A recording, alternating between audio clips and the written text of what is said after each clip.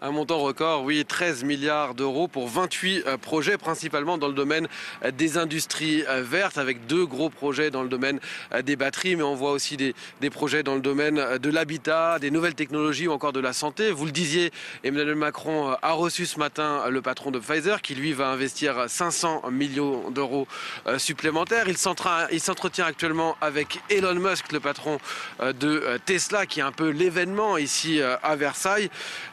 Emmanuel Macron compte sur cet événement de Choose France qu'il avait lancé en 2018 ici à Versailles pour vanter cette attractivité française, car la France est devenue depuis 4 ans le pays le plus attractif de France en termes de nombre d'investissements.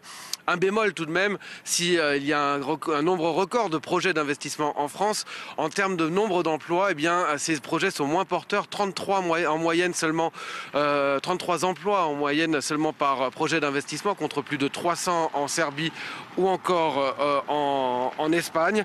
Reste une question aussi, est-ce que les dernières turbulences autour de la réforme des retraites peuvent avoir un impact sur cette attractivité? Y a-t-il un risque de blocage des réformes? L'agence de notation Fitch a récemment dégradé la note de la France pour cette raison.